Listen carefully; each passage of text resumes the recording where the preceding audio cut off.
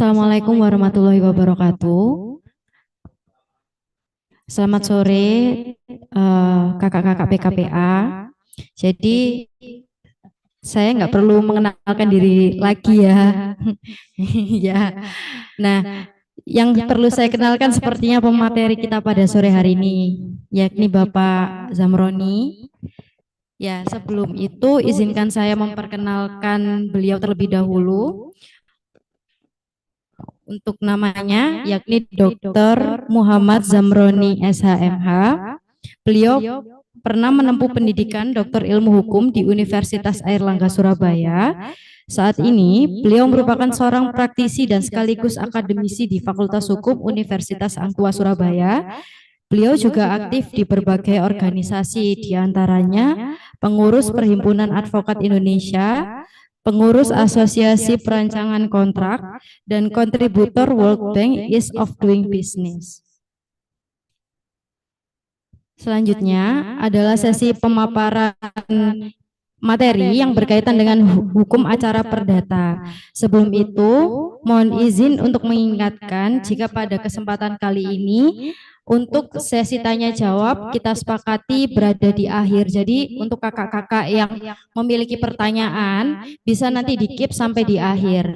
Di online maupun yang offline. Untuk yang online bisa nanti tinggal pencet tombol raise hand aja. Baik, tanpa berlama-lama kepada Bapak Zamroni dipersilahkan. Baik, terima kasih Mbak Adil. Baik, Bapak Ibu, saudara-saudara sekalian, Assalamualaikum warahmatullahi wabarakatuh. Selamat sore, salam sejahtera bagi kita semua. Ini jam-jam ngantuk pasti, karena dari pagi, apalagi di bagian akhir-akhir PKPA biasanya sudah tidak begitu semangat. Oh masih semangat. Oke. Kita langsung saja ya, karena saya cuma punya waktu 2 jam, sementara masih banyak yang harus kita diskusikan nanti, kita pelajari. Kita akan belajar tentang upaya hukum. Kalau sebelumnya teman-teman sudah diajarkan mulai dari pendaftaran ya, pendaftaran kuasa sampai gugatan, sampai kemudian putusan. Nah, setelah putusan maka muncullah kemudian upaya hukum, baik banding, kasasi, sampai kemudian PK. Saya nanti tidak terlalu banyak bahas itu ya, karena teman-teman harusnya sudah hafal di S1 soal hukum acaranya. Saya nanti lebih banyak di contoh kasusnya saja, karena ujian profesi advokat UPA itu sekitar 60-70% itu membuat surat kuasa dan surat gugatan. 30%-nya baru multiple choice. Jadi teman-teman kalau mau lulus harus serius bagaimana membuat surat kuasa dan surat gugatan. Kalau itu Anda benar, jamin lulus. Salah sebagian besar, kemungkinan besar nggak lulus. Kuncinya di situ. Ya, oke.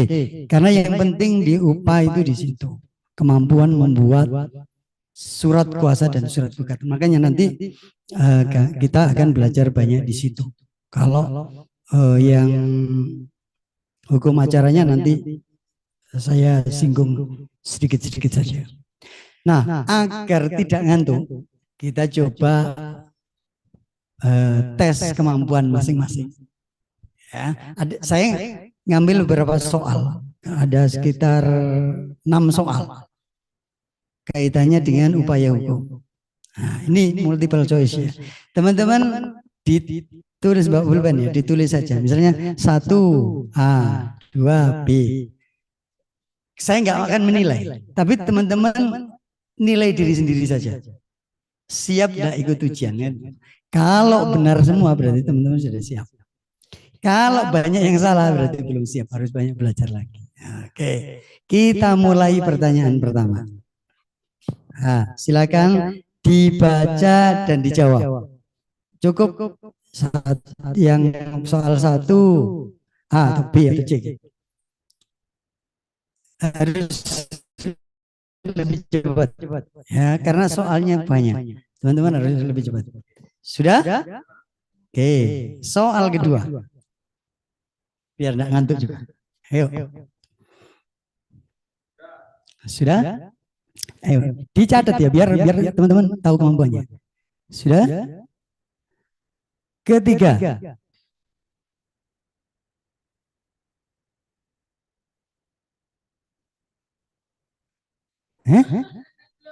Oh ini.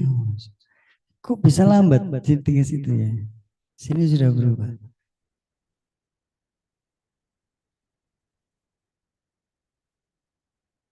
Oke, keempat.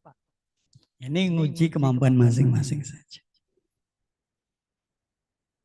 Tidak banyak, cuma 6. Hanya sebagian kecil dari banyak soalnya yang nanti akan dihadapi.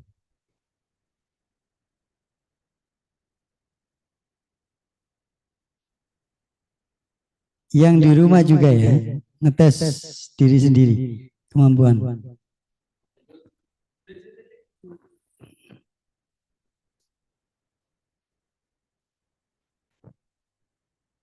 Sudah? Berikutnya, tinggal 2 lagi.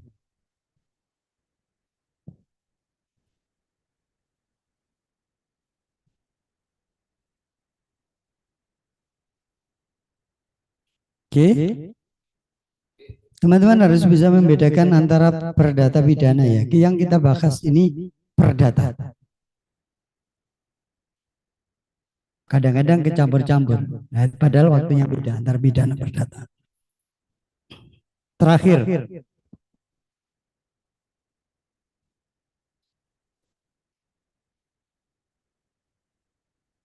Oke.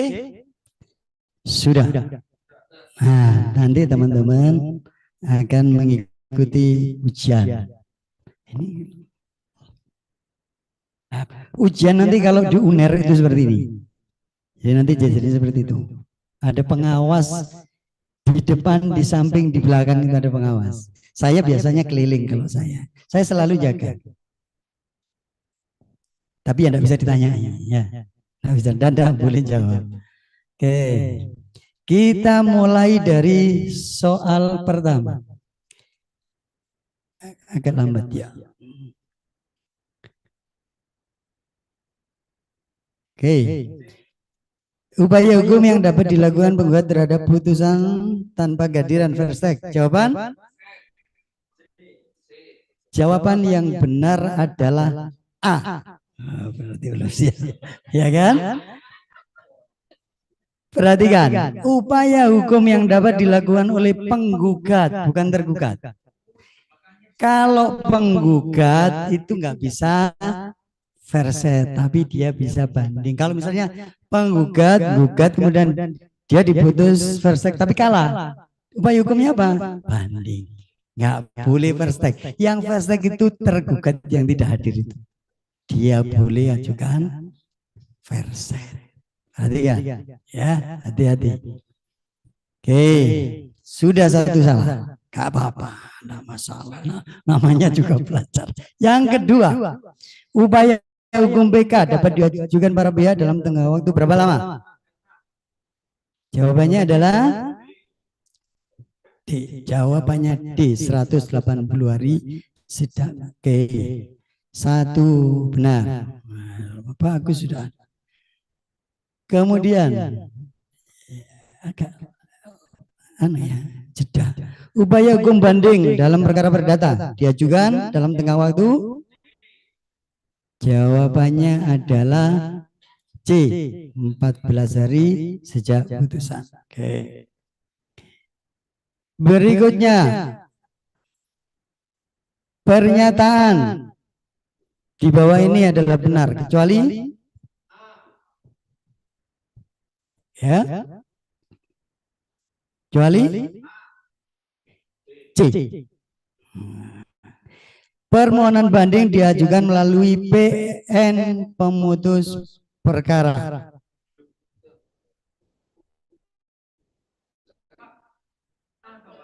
Ya? Ya?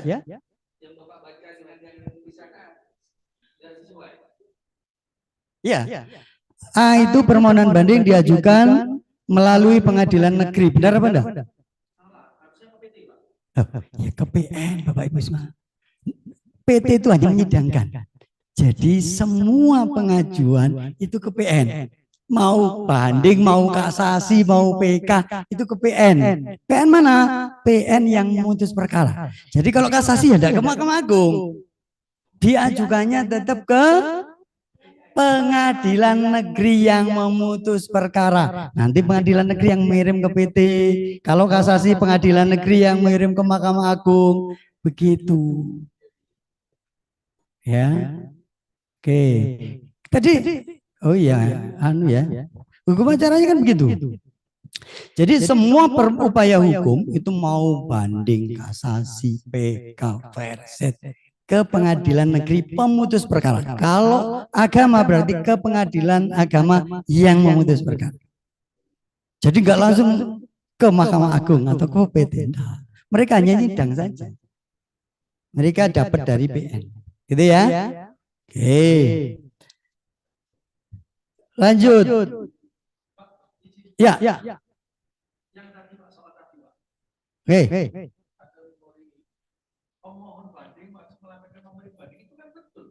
Ya? Nah, itu yang salah. Pemohon banding itu tidak wajib melampirkan memori banding. Jadi memori banding itu nanti saya jelaskan lagi ya. Yang wajib itu memori kasasi itu wajib harus ada. Memori banding boleh bikin, boleh tidak wajib. Jadi Anda ngajukan banding saja tanpa bikin memori, enggak apa-apa. Anda ajukan saja banding Pak, enggak apa-apa. Enggak pakai memori banding. Karena enggak wajib. Tapi kalau kasasi Anda harus melampirkan memori kasasi. Enggak wajib. Yo pakai tapi enggak wajib. Hukum acaranya enggak wajib. Kenapa? Karena PT itu masih yudek fakti. Dia mengadili fakta. Ya, perhatikan. Pengadilan tinggi itu masuk kategori yudek fakti sama dengan pengadilan negeri. Dia mengadili berdasar fakta. Apa yang diadili? Ya berkas yang diterima itu. Iya. Dia full memeriksa semua berkas PN. Enggak perlu ada memori banding pun enggak masalah. Karena kadang-kadang hakim PT itu tidak melihat memori bandingnya. Yang dilihat di berkasnya perkara. Karena dia yudek fakti, mengadili fakta. Kalau Mahkamah Agung namanya yudek yuris, makanya butuh memori. Dia tidak lagi melihat berkas. Mahkamah Agung tidak melihat berkas.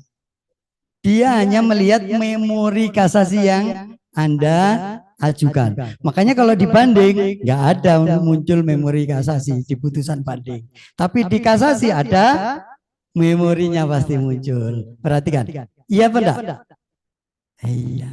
Di putusan banding enggak ada memori banding tidak dimasukkan. Yang dimasukkan apa? Ya gugatan sama jawaban. Tapi kasasi ada dimasukkan alasan-alasan mengajukan kasasinya yang muncul dari memori. Iya.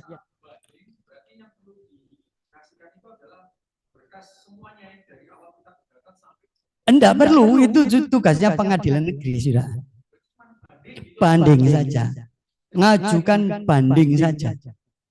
Anda cukup mengajukan banding kalau upaya hukum banding. Nanti bikin risalah banding di pengadilan. Sudah itu saja cukup. Nanti tapi saya jelaskan. Karena ini belum waktunya menjelaskan. Nanti waktunya tambah. Ya, maaf ya. Nah, enggak apa-apa. Oke. Kemudian yang berikutnya kasasi. Ini tadi sudah belum ya? Upaya hukum kasasi dalam perkara perdata dapat diajukan para pihak dalam tenggang waktu A, B, C, D. Tadi jawabnya apa? Jawabnya D. B dan C benar. A itu salah. Oke, terakhir. Alasan yang dapat digunakan sebagai dasar mengajukan kasasi. Kecuali. Jadi kalau teman-teman kecuali berarti yang salah. Mana yang salah kira-kira? Ya? Tadi jawab apa? D.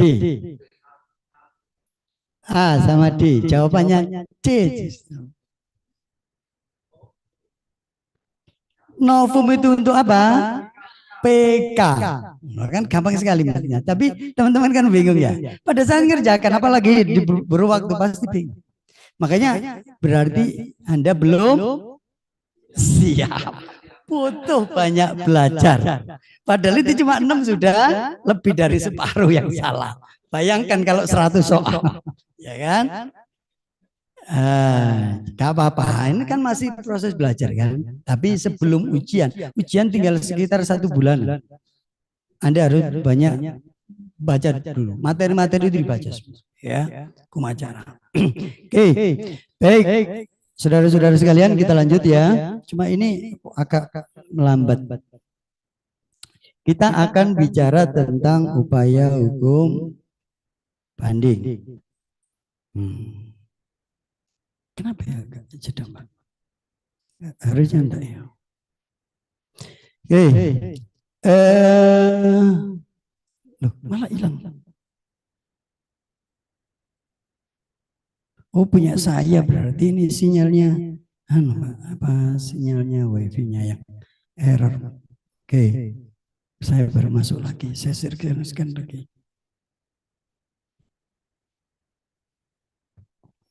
Yang error ini ternyata sinyalnya. Oke, kita akan bicara tentang prosedur banding. Nah, tadi yang banyak ditanyakan ya. Yang pertama, permohonan banding itu diajukan ke bagian Kepanitraan Muda Perdata di Pengadilan Negeri yang memutus perkara. Jadi tidak pengadilan tinggi. Ya, jangan salah nanti pengadilan tinggi diomel-omeli sama orang tanah. Ya, harus diajukan ke pengadilan negeri di mana tempat memutus perkara. Yang kedua, tenggang waktu banding 14 hari kalender. Perhatikan ya, 14 hari kalender, bukan hari kerja. Karena ada juga hari kerja. Ada beberapa aturan yang berbeda. Ada hari kerja, ada hari kalender. Karena apa ini penting? Ngitungnya itu kalau salah 1 hari saja, Anda terlambat. Anda bisa diomel-omeli klien. Ya, salah ngitung, Anda terlambat, banding sudah nggak bisa diajukan. Ya, kalender. Kalau kalender berarti Sabtu Minggu dihitung. Tetapi kalau hari yang ke-14 itu jatuh pada hari libur, maka bisa diperpanjang 1 hari berikutnya. Misalnya 14 hari persis itu minggu. Maka Anda tetap bisa ngajukan di hari Senin besok. Diperpanjang 1 hari. Karena pengadilan libur. Oh. Tapi kalau terakhirnya hari Sabtu, maka Anda terlambat.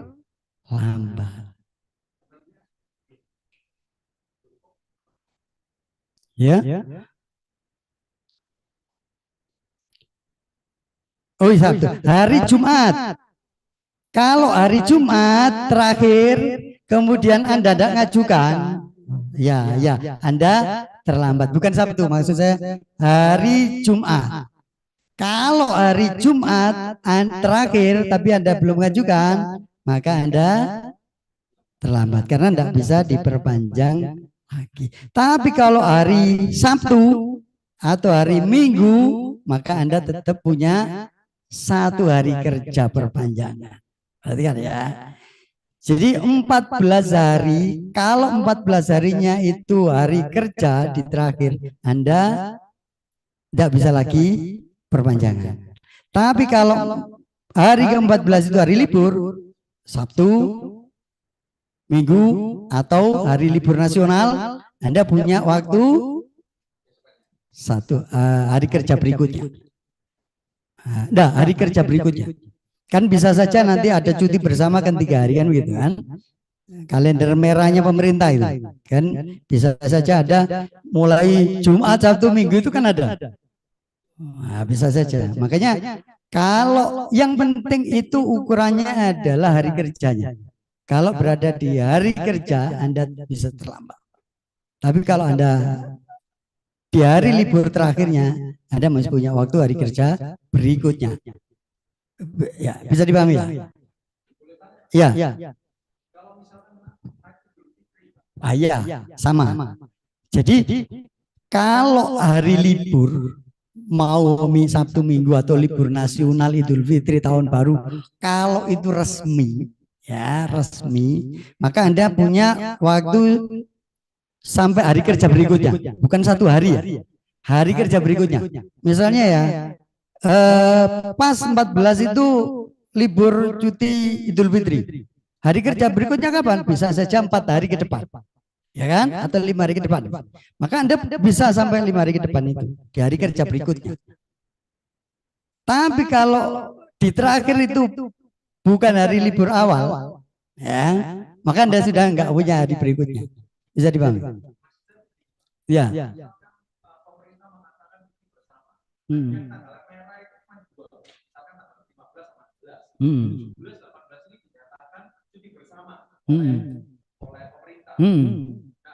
Hitungannya itu yang lewat dari 15-16 ini harus kita banding atau mengikuti pemerintah akhirnya minggu depannya, karena kan habis satu minggu juga.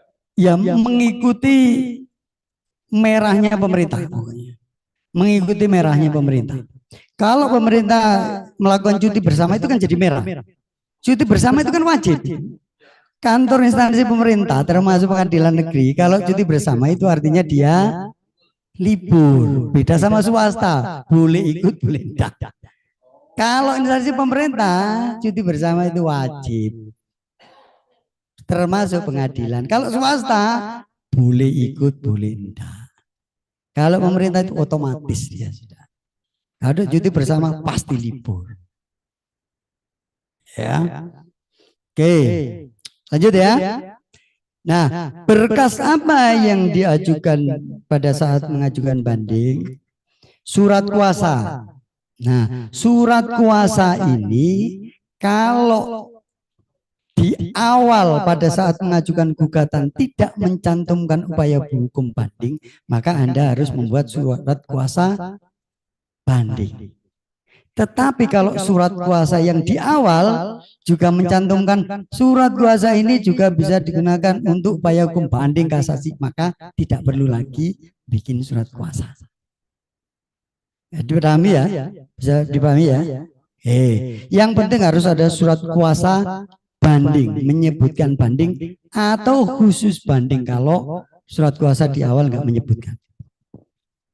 Dan kemudian juga relas pemberitahuan isi putusan. Jadi nanti Anda setelah putusan itu dapat relas pemberitahuan. Itu di bawah. 2 berkas itu di bawah. Diajukan ke pengadilan. Kemudian Anda membayar biaya upaya hukum banding melalui SKUM. Dan kemudian Anda diminta menandatangani akta pernyataan banding. Nanti yang buat itu panitera. Nah, dari situ nanti Anda dapat risalah pengajuan banding. Nah, perhatikan, mengajukan memori banding itu tidak wajib.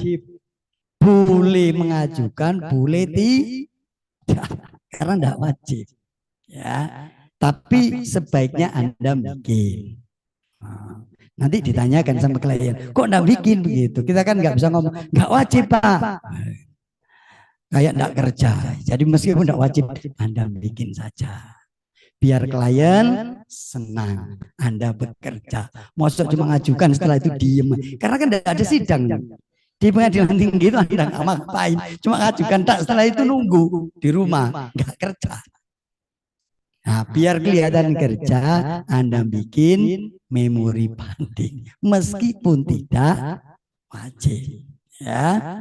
Oke. Nah, perhatikan tenggang waktunya. Tenggang waktu mengajukan memori banding itu 14 hari setelah mengajukan. Jadi setelah Anda mengajukan, Anda bisa mengajukan memori banding itu punya waktu 14 hari ke depan setelah mengajukan. Hari mengajukan misalnya hari ini, maka 14 hari ke depan Anda boleh mengajukan memori. Ya. Kemudian yang dilakukan oleh advokat apa saja setelah mengajukan memori banding? Anda biasanya diberi relas pemberitahuan. Nah, nanti datang ke kantor untuk memeriksa kelengkapan berkas atau inzage. Jadi nanti berkas itu sebelum dikirim ke pengadilan tinggi oleh pengadilan negeri, Anda akan diminta memeriksa. Periksaan berkasmu sebelum saya kirim. Apa ada yang kurang? Jadi kita diberi kesempatan. Nanti berkasnya siapa? Ya berkasnya pengadilan negeri, bukan berkas kita. Mereka kan punya berkas mulai perkara awal sampai terakhir, alat bukti yang sudah mereka terima, itulah berkas yang dikirim ke pengadilan tinggi. Nah, tapi kita disuruh meriksa, insage namanya istilahnya. Nah, Anda periksa, misalnya ada yang kurang apa? Loh, kemarin saya buktinya ada 5, kurang 1 ini. Nah, kan siapa tahu belum lengkap, ya kan? Anda punya waktu meriksa, Anda datang untuk meriksa di pengadilan. Oke, itu teknis ya. Oke, lanjut. Prosedur banding. Nah, sekarang ini karena sudah menggunakan IKOT, maka semua prosedur itu sebenarnya sudah dilakukan melalui IKOT, melalui sarana elektronik alias internet. Jadi pengacara sekarang ini sebenarnya nggak perlu pengadilan. Daftar kuasa, daftar gugatan, ajukan banding, cukup dari rumah, nggak perlu ke pengadilan. Sidang pun dari rumah. Ke pengadilan itu cuma mengajukan bukti dan saksi saja, karena nggak bisa dari rumah. Sehingga harus diperiksa di pengadilan. Cuma itu, lain dari rumah. Anda bisa kerja dimanapun. Di luar kota, enggak masalah. Ya, oke. Lanjut, ini contoh ketika kita mengajukan upaya hukum banding. Jadi sekarang itu sudah sistem online semua. Ada itu tinggal masuk akun kemudian daftar gitu aja. Nanti kemudian Anda akan dapat SKUM, ISKUM namanya, elektronik surat kuasa untuk membayar. Anda membayar ke bank yang ditunjuk. Sudah selesai, nanti muncul nomor perkara. Jadi gampang sekali sekarang. Anda kalau jadi advokat sekarang itu enak sekali, gak perlu ngantri di pengadilan, sudah bisa dari rumah, dari kafe, nah, dari mana-mana bisa, gak perlu ke pengadilan. Nah, memori dan kontra memori banding kalau membuat ya, karena ini tidak ada kewajiban di dalam pemeriksaan perkara banding itu seperti yang saya sampaikan tadi, itu sebenarnya pemeriksaan ulangan, mengulang. Hakim pengadilan tinggi itu mengulang apa yang dilakukan oleh majelis hakim pengadilan negeri. Makanya dia mengadili sesuai fakta. Itulah kenapa memori banding kadang tidak dibaca sama mereka. Karena juga tidak dimasukkan di putusan. Sehingga tidak wajib, mau bikin, tidak bikin juga boleh. Nah, yang harus Anda pahami teman-teman sekalian, pada saat proses berperkara di pengadilan tinggi, itu baik pembanding maupun terbanding ya, yang dulunya penggugat dan tergugat, itu dapat mengajukan bukti tambahan. Boleh, misalnya ada bukti yang perlu ditambahkan, boleh. Anda bisa mengajukan bukti tambahan.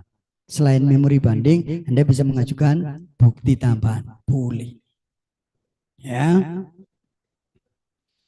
Oke, lanjut saja ya, intinya gitu. Kemudian sekarang kita masuk, ada pertanyaan, ini langsung saja, enggak apa-apa ya. Mungkin kakak-kakak ada yang mau tanya, silakan. Ya, banding.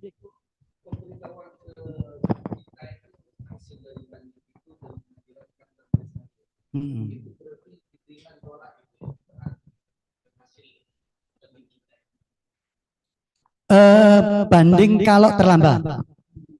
Kalau terlambat nanti ada penolakan. Jadi ngajukannya kan secara elektronik. Anda nanti ada pemberitahuan di akun Anda elektronik itu. Banding Anda sudah melewati waktu mengajukan banding, tidak dilanjutkan. Begitu juga kasasi juga begitu. Makanya perhatikan betul waktunya, kalender, ya. Kalender bukan hari kerja, kalender. Karena ini banyak sekali yang salah, banyak sekali advokat dilaporkan karena salah hitung, dilaporkan kliennya itu banyak, dilaporkan ke pengadilan. Oke ya, ada lagi? Kita lanjut ya. Upaya hukum kasasi sekarang. Nah, prosedur kasasi itu sama dengan banding. Jadi diajukan kemana? Ke pengadilan negeri yang memutus perkara, bukan ke Mahkamah Agung. Jadi Anda tidak perlu ke Jakarta. Bahkan Anda juga nggak perlu ke pengadilan negeri. Di mana? Lewat ikut. Tapi ikutnya ya ke pengadilan negeri, tidak ke Mahkamah Agung. Tenggang waktunya 14 hari kalender sama dengan banding. Nah, ngitungnya dari mana? Ngitungnya adalah 14 hari setelah relas pemberitahuan putusan diterima. Ya, jadi misalnya Anda nerima tanggal 2, maka ngitungnya itu mulai tanggal 3, 4 dan seterusnya. Ya. Sama dengan banding, jika 14 hari jatuh pada hari libur, mau cuti bersama, Sabtu, Minggu, hari besar, maka diperpanjang sampai hari kerja berikutnya.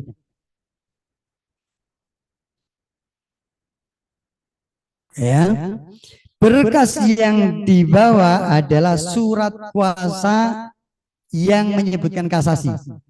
Kalau di awal Anda bikin kuasa tidak menyebutkan kasasi, maka Anda harus membuat surat kuasa khusus kasasi. Dan juga relas pemberitahuan putusan.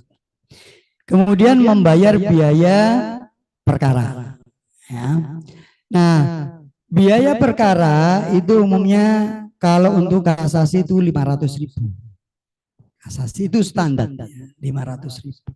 Tapi kalau untuk perkara niaga, tahu perkara niaga? Apa saja perkara niaga? Halo? Perkara niaga itu apa saja? Kepailitan, PKPU, itu lebih mahal. 5 juta. Ya. Nah, memori kasasi itu wajib, tidak boleh tidak. Beda sama banding. Anda harus bikin memori kasasi. Enggak boleh tidak. Memori kasasi wajib dibuat dan diajukan dalam tenggang waktu 14 hari setelah mengajukan kasasi. Jadi setelah Anda mengajukan kasasi, Anda harus mengajukan memori kasasi itu sampai 14 hari ke depan. Ya, waktu 14 hari ke depan. Tidak langsung pada saat mengajukan kasasi. Perhatikan nanti bedanya dengan PK. Nah, makanya hati-hati. Ya, kalau banding tadi nggak pakai memori, kalau kasasi pakai memori bisa diajukan 14 hari setelah mengajukan banding. PK nanti beda lagi. Dan itu Anda harus hafal. Kalau enggak, nanti kebolak-balik. Harus hafal. Ya, sama dengan banding, Anda diberi kesempatan untuk memeriksa berkas atau insage sama.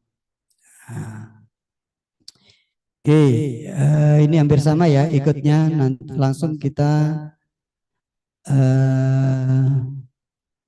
isi memori dan kontra memori kasasi ya.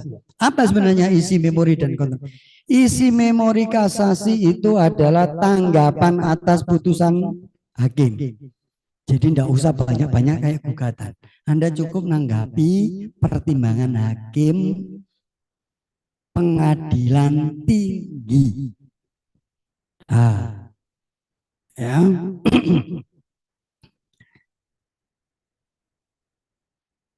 Apa saja alasan kasasi? Anda bisa lihat di pasal 30 ya. Undang-Undang Perubahan MA. Antara lain pengadilan tidak berwenang. Alasannya karena pengadilan tinggi tidak berwenang. Harusnya ini bukan pengadilan tinggi, tapi bukan pengadilan tinggi, tapi pengadilan tinggi negara agama misalnya gitu, atau pengadilan tinggi tun yang berwenang, tergantung perkaranya ya. Kemudian salah menerapkan hukum atau melanggar hukum yang berlaku. Nah, pertimbangan hakim pengadilan tinggi tidak sesuai dengan aturan hukum, misalnya begitu, dia melanggar aturan hukum. Atau lalai memenuhi syarat yang diwajibkan undang-undang. Misalnya tidak menyebutkan gugatan, tidak mempertimbangkan jawaban, misalnya. Ya, berarti ada konsekuensi. Ya, oke. Ya, langsung ya. Ya, biar yang di rumah kedengaran.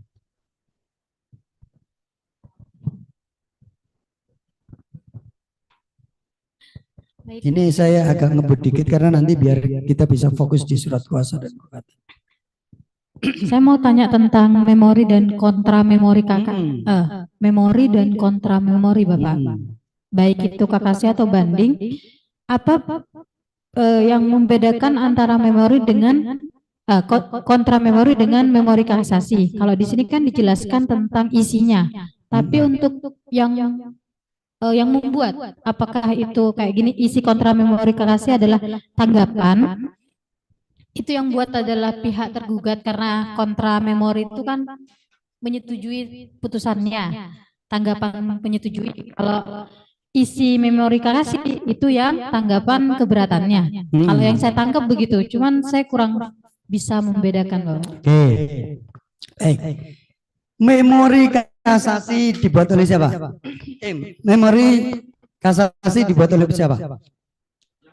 Yang mengajukan. Pemohon kasasi. Artinya dia bertentangan dengan putusan, bertentangan dengan pendapat hakim. Nah, yang kontra berarti yang ngajukan siapa?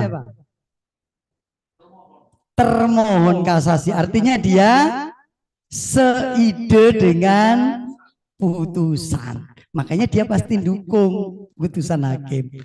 Yang kontra pasti dukung putusan hakim. Yang memori pasti bertentangan. Ya. Jadi yang kontra itu lebih mudah. Sudah benar pertimbangan hakim, sudah sesuai dengan begitu, lebih gampang. Nah, bisa kopas. Sudah sesuai. Tidak ada yang salah. Oh, saya gitu. Berarti sifatnya sama kayak yang disampaikan tadi ya Bapak. Kalau yang banding memori dengan kontra memori Sama. sifatnya tidak wajib. Oh, yang kasasi wajib. Kalau yang kasasi wajib, tapi yang banding tidak wajib. Tidak wajib. Baik itu memori maupun kontra memori. Iya, sama tidak wajib. Apalagi kalau nggak ada memori ya tidak perlu kontra. Nah, yang dikontranya, nggak ada memorinya. Tambah enteng ya. Oke, lanjut ya. Ya Pak. Oke, sekarang kita masuk PK. PK ini juga sama diajukan ke pengadilan negeri di mana putusan itu dijatuhkan. Nah, tenggang waktu PK itu nih yang nanti teman-teman harus dihafal. Sama 180 hari kalender, tapi alasannya beda-beda. Sehingga waktunya pun beda-beda. Nanti kita lihat ya. Nah, berkasnya surat kuasa sama ya. Kemudian membayar biaya ini agak mahal, mulai 2,5 kalau ini agak 10. Dan mengajukan memori PK ini wajib. Wajibnya kapan waktunya? Bersamaan ketika mengajukan PK. Jadi Anda mengajukan PK itu sudah harus bawa memori PK. Kalau tadi mengajukan banding dan kasasi tidak perlu bawa memori. Anda punya waktu 14 hari. Kalau PK Anda harus bikin memori dulu. Karena begitu Anda mengajukan PK, Anda harus bawa memori PK. Bisa dibangun ya, dan itu harus diingat-ingat. Harus ingat, nggak boleh kebalik-balik. Ya, PK itu memorinya diajukan. Karena nanti Anda nggak bawa ya pasti ditanyain mana memori PK-nya, pasti begitu. Nah, makanya perhatikan waktunya, Anda harus menyiapkan memori dulu sebelum mengajukan. Ya. Nah, sedangkan kontranya yang lawannya itu punya waktu 30 hari lebih panjang. 30 hari sejak dia menerima pemberitahuan PK. Lawanmu PK. Nah, hari ini dia nerima ditandatangani. Maka dia punya waktu 30 hari ke depan membuat kontra memori PK. Ini waktu ini diingat-ingat betul ya teman-teman kalau praktek. Jangan sampai salah. Nanti ditulis dari sini nanti Anda bisa merangkum. Banding memori tidak wajib 14 hari. Kasasi wajib punya waktu 14 hari. PK wajib bersamaan gitu. Sehingga ada apa? Anda nanti lama-lama apa? Caranya begitu. Ya.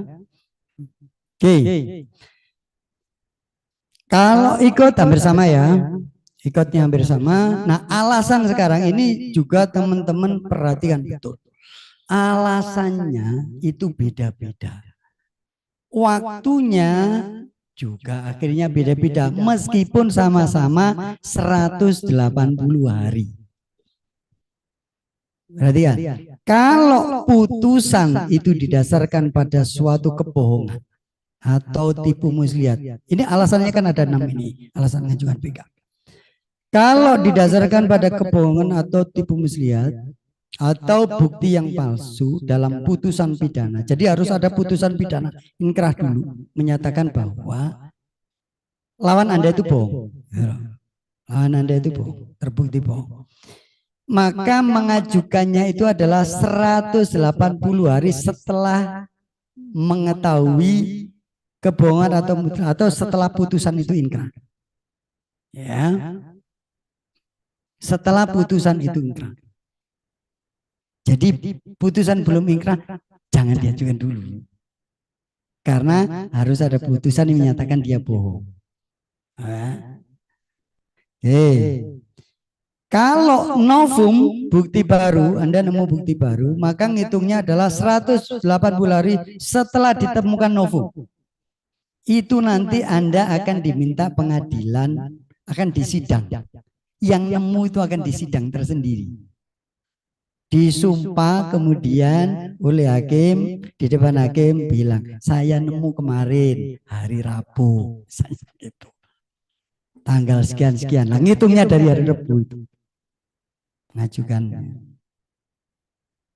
Ya. Ya.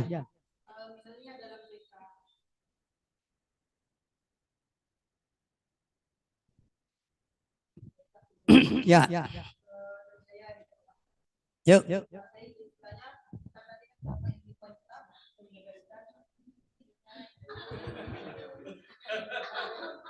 Papa santai saja. Sabar. Tadi kan Bapak akan menjelaskan di poin pertama bahwasanya harus ada putusan pidana yang inkrah untuk dijadikan bukti lah ya Pak dalam pengajuan PK tersebut. Yang saya tanyakan di sini Bapak, misalnya Pak dari prosesnya pidana tersebut misalnya nih tersangkanya pergi ke luar negeri, itu kan juga butuh proses lama sampai inkrah. Kalau misalnya Bapak pribadi sendiri, apakah bisa laporan polisi itu dijadikan sebagai bukti novum bukti baru Pak untuk menjadikan alasan bahwasanya terdapat kebohongan atau tipu muslihat di sana? Oke. Laporan polisi itu bisa nggak dipakai sebagai bukti ada kebohongan? Bisa nggak laporan polisi menurut Anda? Tidak bisa. Karena apa? Belum. Asasnya adalah asas apa? Asas di dalam proses pidana ada asas apa?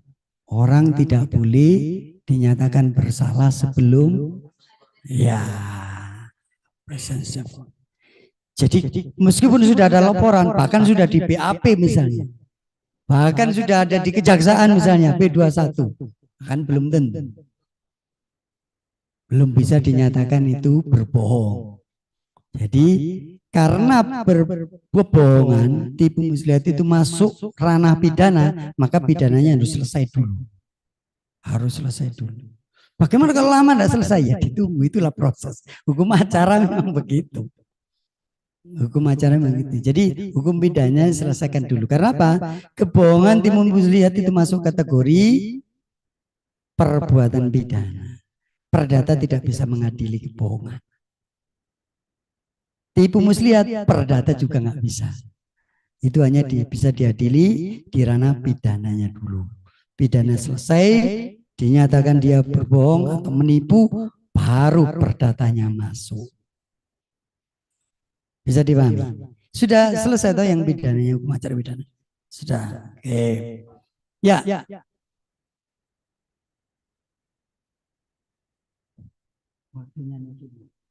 Cek. Ya. Dengan Robert ya Pak. Ya, silakan. Berarti untuk yang nomor 1 itu berarti kan kalau saya pikir itu ada 2 ini ya Pak. Jadi yang perdata masuk, setelah itu juga ada pidananya, begitu kan. Nah, untuk kita PK yang perdata, itu berarti kita harus menunggu putusan dari pengadilan mengenai pidana ini tentang kebohongan, begitu ya Pak ya, jalan ceritanya ya. Nah, kalau sampai 1 tahun, ya ditunggu aja. Ya, ditunggu. Itu nggak bisa langsung, berarti untuk perdatanya masih dianulir ya Pak, meskipun sudah lebih dari setengah tahun atau 180 hari, kita nunggu yang ininya kan Pak. Iya, begitu ini inkrah baru dihitung ke depan 180 hari gitu ya Pak. Betul. Oh, bagaimana kalau misalkan tidak ada kasus pidananya Pak? Jadi cuman perdata doang gitu. Ya berarti tidak ada kebohongan. Kan begitu, nggak bisa pakai alasan kebohongan. Oh, Kan berarti begitu. bukti baru. Iya, Anda Berarti bisa yang pakai dasar yang kedua. Pakai bukti baru boleh, pakai yang lain boleh, kan banyak alasan. Oh, baik, siap. Itu salah satu dari alasan. Gitu loh. Salah satu dari alasan yang bisa dipakai untuk mengajukan PK. Siap. Banyak, ada 6 itu, baru 2 tadi yang. Pusing juga ya Pak. Ya banyak yang dihafal. Oke. Yang kedua bukti baru. Nah, kalau ada bukti baru boleh diajukan. Kemudian yang ketiga, telah dikabulkan suatu hal yang tidak dituntut atau melebihi tuntutan. Jadi misalnya di dalam putusan kasasi itu ternyata hakim membuat putusan yang melebihi tuntutan. Maka putusan kasasi itu bisa diajukan PK. Alasannya apa? Ada putusan melebihi tuntutan. Ngitungnya dari mana? 180 hari setelah putusan yang ingkrah itu diberitahukan. Ya. Oke. Yang keempat, alasan keempat, tuntutan yang belum diputus. Jadi ada putusan yang belum diputus oleh majelis hakim kasasi. Misalnya petitumnya ada 5, yang diputus cuma 2 misalnya. Ada yang belum, maka Anda bisa mengajukan PK. Upaya hukum luar biasa. Ngitungnya sama dengan yang nomor 3. Ya. Kemudian yang kelima, alasan kelima, putusan yang saling bertentangan. Jadi ada putusan yang bertentangan. Ini sering terjadi ya. Misalnya kasus pidana dengan perdata. Itu biasanya di sengketa tanah. Sengketa tanah yang pidana menyatakan bahwa tanah itu punyanya si A. Dia telah memalsu sertifikat. Tetapi perdatanya menyatakan bahwa pemiliknya itu yang punya sertifikat itu. Nah, ini kan bertentangan. Bisa dipahami? Perdatanya menyatakan karena perdata itu tidak ngadili palsunya sertifikat. Jadi asal ada sertifikat itu diterbitkan oleh BPN dianggap benar. Tetapi prosedur BPN bisa saja salah kemudian dimasukkan pidana. Ada orang BPN sampai dipidana, itu kan banyak kasus. Nah berarti sertifikatnya dinyatakan bermasalah. Ini kan bertentangan kan?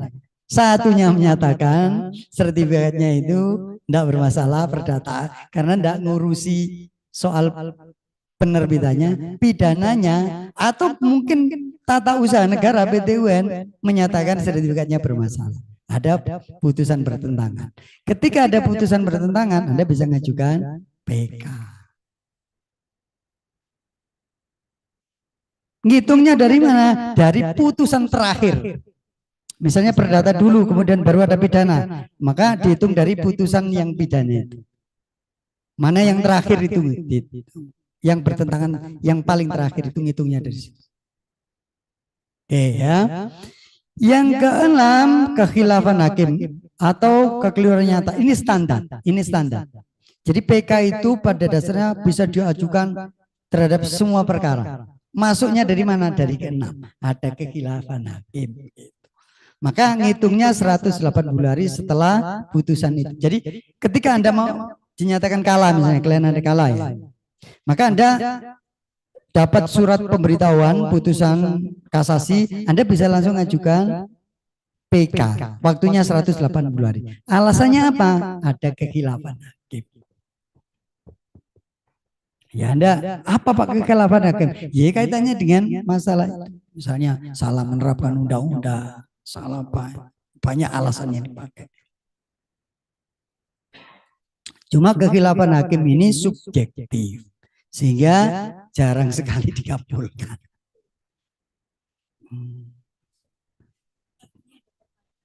Ya. Oke.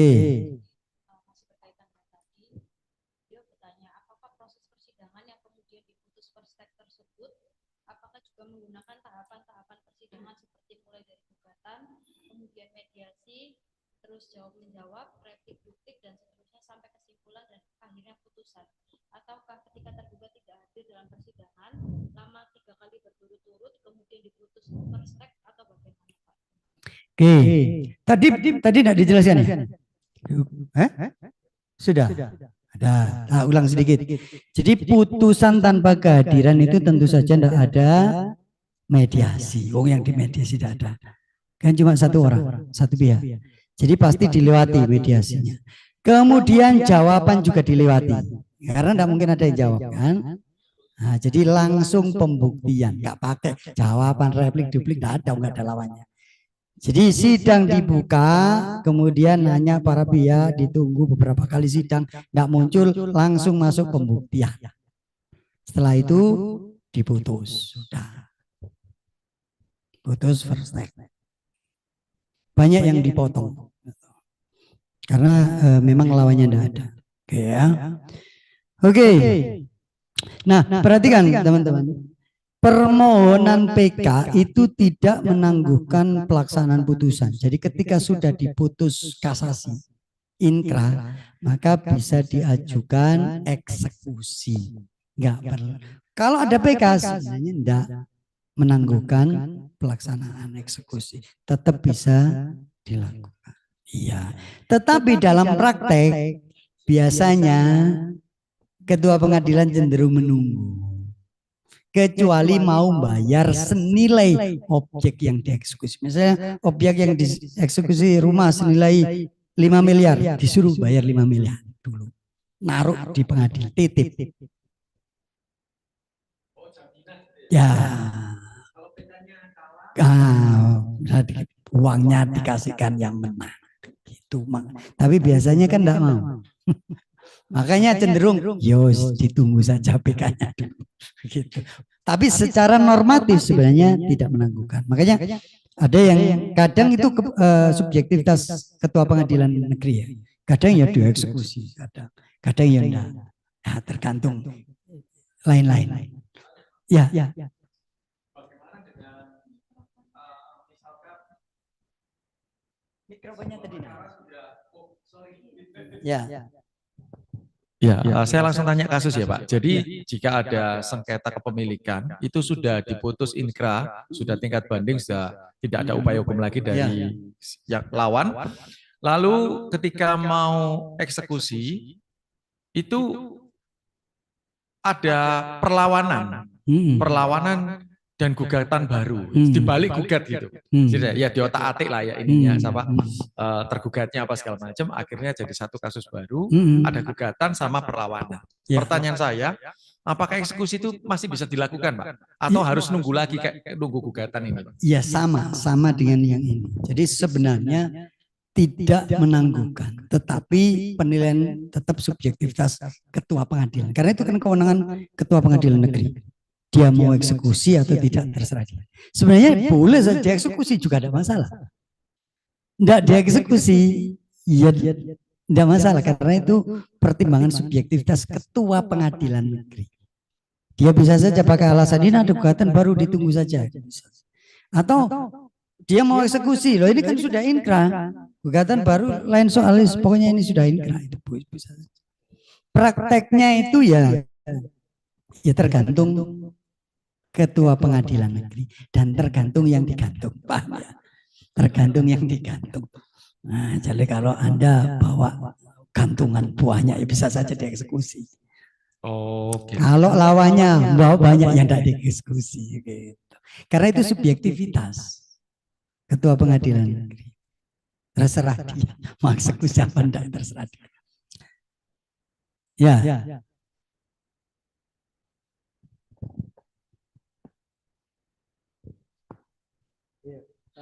Gini Pak, mau tanya mengenai sita eksekusi.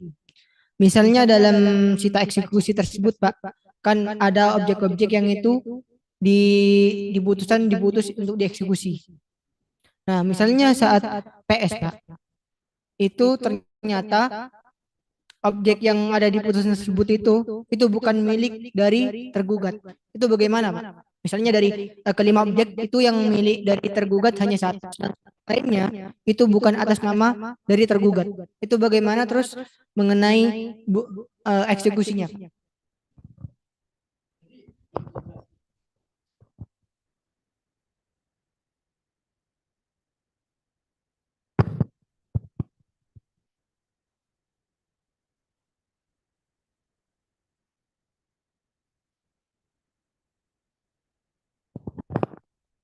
Sebenarnya ini bakasan yang tadi yang hukum acara perdata 1, 2.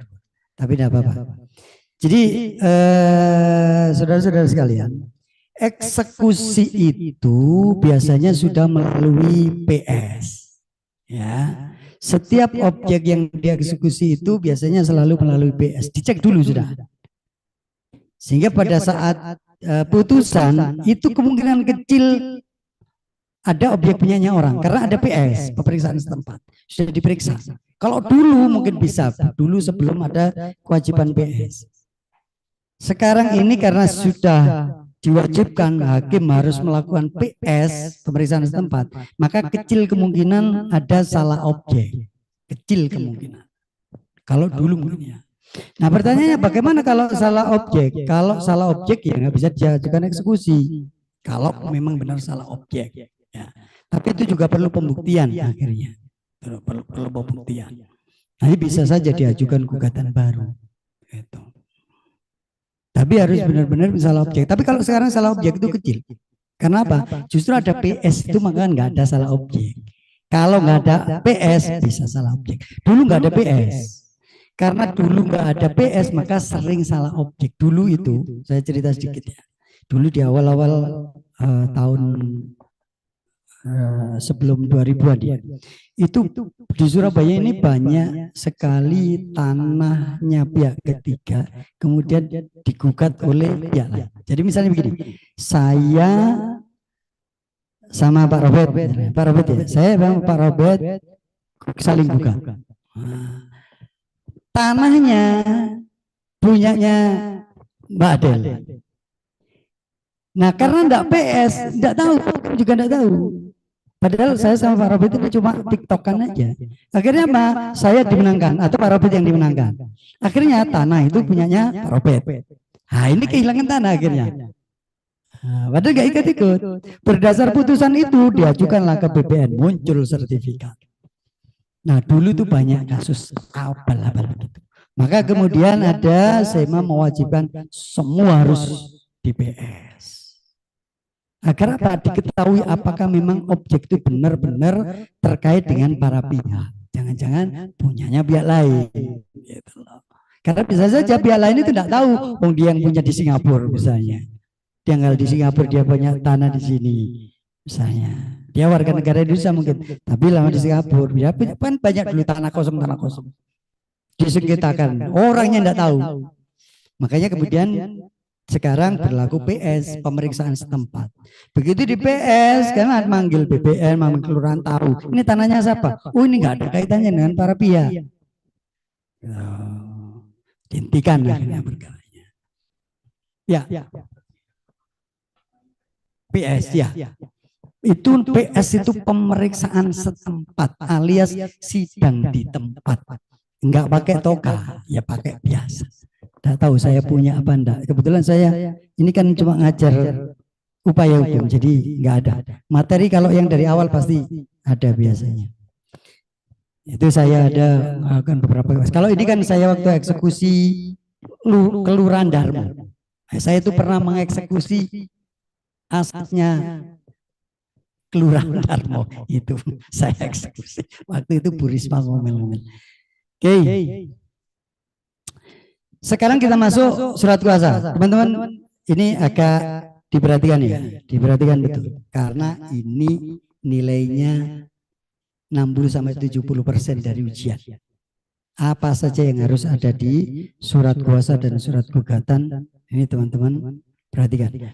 Dasar hukumnya saya tidak akan menjelaskan lebih jauh ya. Nanti bisa dibaca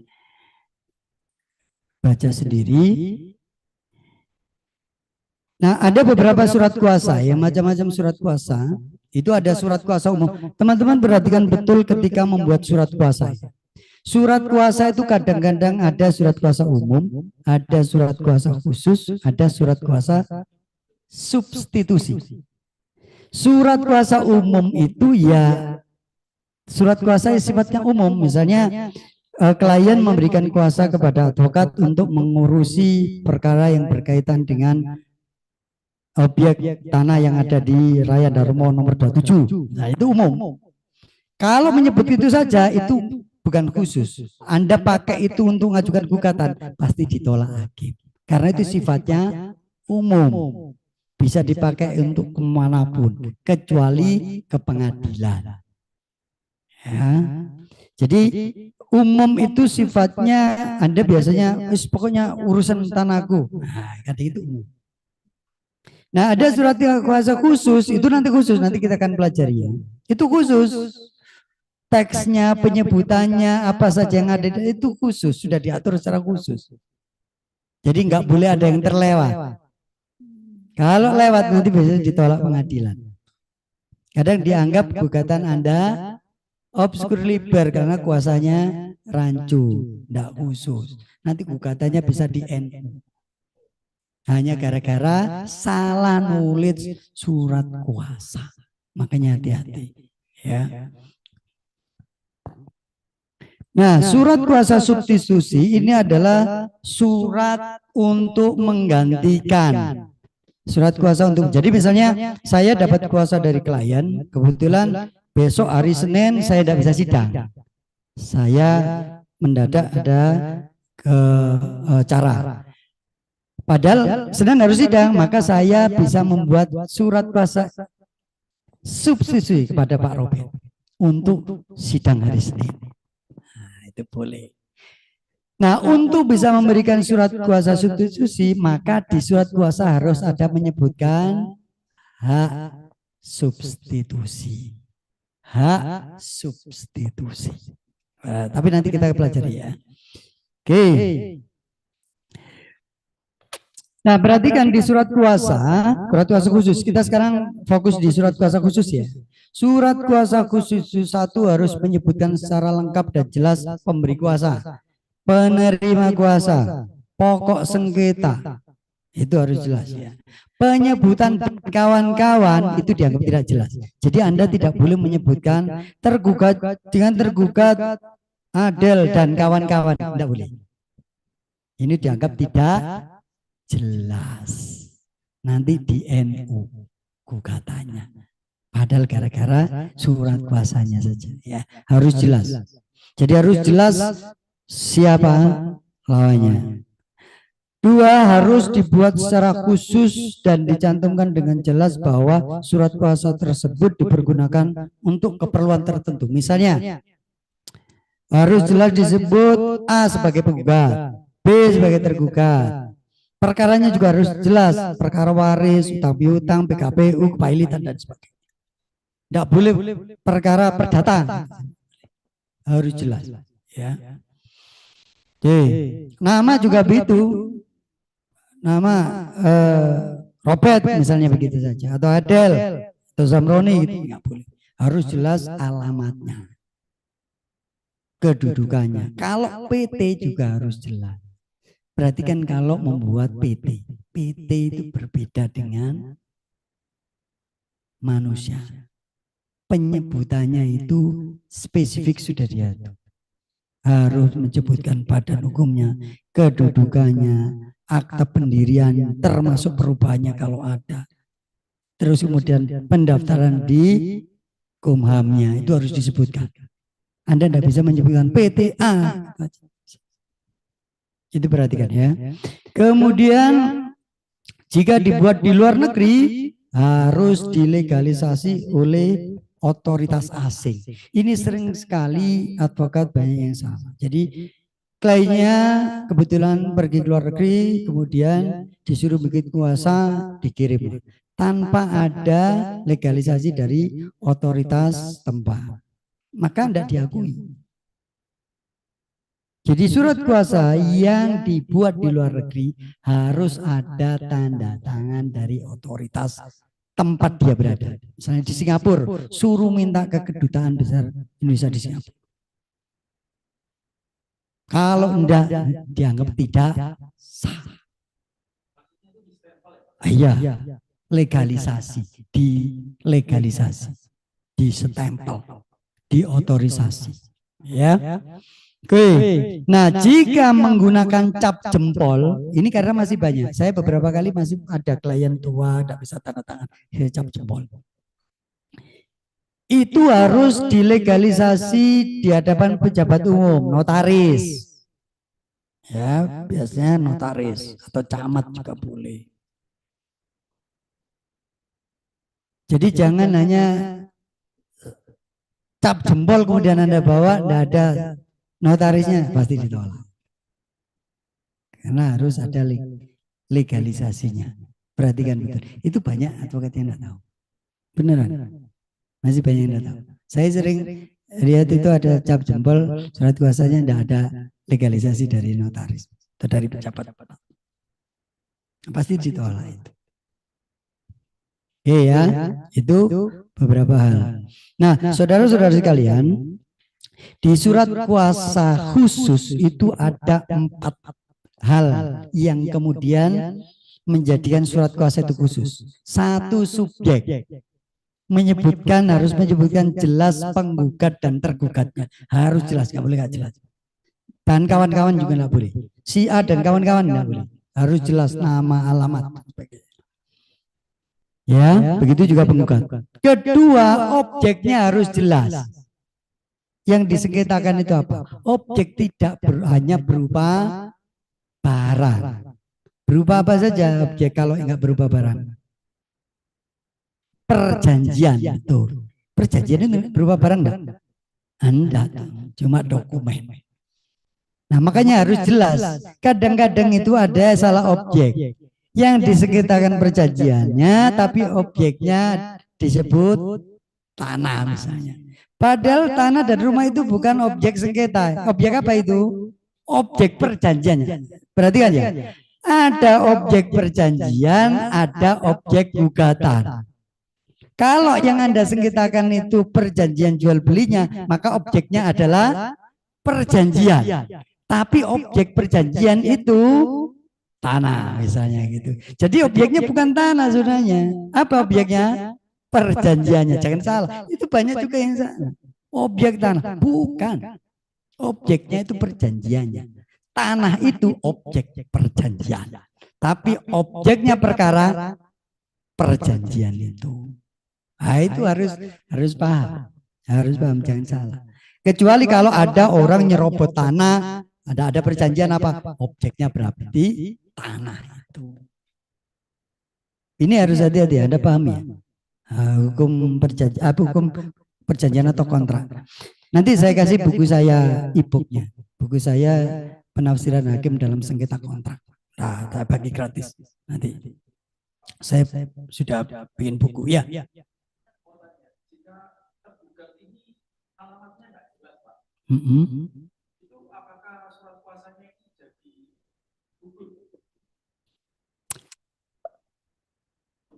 Alamat dari tergugat itu minimal ya, minimal harus diketahui terakhir. Jadi Anda taunya dia tinggal di mana terakhir. Kemudian selanjutnya tidak diketahui, itu tidak apa-apa. Tapi Anda harus tahu alamat. Anda kan tidak mungkin bersengketa dengan orang tidak pernah tahu dia tinggal di mana. Tidak mungkin. Terakhir dia tinggal di mana. Nah, itu ada. Biasanya selalu ada, dia tinggal terakhir. Karena kan misalnya orang perjanjian atau apa kan dia pasti tahu alamatnya di mana. Dia dulu pernah kontrak di situ atau tinggal di apartemen ini kan setidaknya ada catatan lah pasti. Cuma sekarang tidak di situ, maka disebut terakhir tinggal di situ, sekarang tidak diketahui, itu boleh.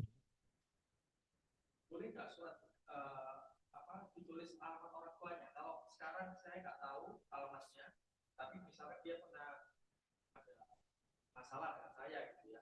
Tapi saya tahu alamat rumah orang tuanya. Boleh nggak saya tulis di situ alamat? Nah, pertanyaannya dia tinggal di situ apa enggak? Nanti akan ditanyakan dia tinggal di situ. Kalau dulu enggak masalah, sepanjang dia pernah tinggal di situ. Karena kalau tidak pernah tinggal di situ, nanti yang terima itu pasti nolak. Dia nggak pernah tinggal di sini. Gitu. Jadi panggilannya pasti ditolak, kan diterima. Loh ini memang orang tuanya tapi dia nggak pernah tinggal di sini, itu pasti ditolak. Pasti ditolak. Jadi Anda harus tahu alamat tinggal. Ya, alamat tinggal itu dia pernah bertempat tinggal di situ. Oh, di mana pun bisa kontrak, bisa itu kan macam-macam orang. Kemudian setelah itu Anda tambahkan sekarang tidak diketahui, itu tidak apa-apa. Berarti memang Anda tak tahu, gitu loh. Mending begitu tidak tahu. Kalau memang tidak tahu, ya dibilang tidak tahu saja. Karena nanti akan diumumkan di koran. Anda kewajiban bagi penggugat untuk mengumumkan di koran. Diberi kesempatan. Nanti hakim suruh kasih beritahu di koran gitu, panggilan melalui media. Gitu. Soalnya dulu pernah ada kasus gini, Pak. Orang ini pada waktu melakukan perjanjian itu alamatnya di A. Terus setelah sekian tahun KTP-nya itu masih di A, tapi orangnya sudah nggak ada karena rumah itu sudah dijual. Ya berarti pakai yang tercantum di perjanjian. Perjanjian ada alamatnya enggak? Ada. Nah, pakai yang di situ. Meskipun itu orangnya nggak ada di situ. Ya iya makanya kan nanti ditambahkan kalau Anda tahu dia di situ, disebut saja dahulu tinggal di yang ada perjanjian itu, sekarang tidak diketahui. Baik. Begitu. Jadi nanti akan diumumkan di koran. Baik. Kalau diumumkan di koran sudah sah sebagai panggilan. Mau dia datang nggak masalah. Nanti kan diputus selesai. Urusan untuk masukkan koran itu urusan pengadilan ya Pak ya? Itu nanti biasanya majelis hakim memerintahkan kepada panitera. Nah panitera pasti minta uang penggugat untuk gitu. intinya begitu. Baik, ya, baik. Bisa saja nanti penggugat ya. Karena itu kan relas panggilan. Jadi yang manggil kan siapa yang manggil? Yang manggil siapa? Jurusita. Jadi nanti redaksinya ya dari jurusita. Bukan penggugat pemanggil ya. Tapi yang bayar tetap penggugat. Bukan pengadilan. Oke, baik Pak. Terima kasih. Oke.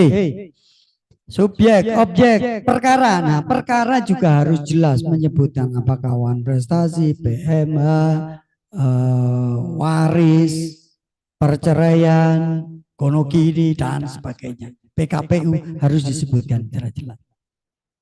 Ya.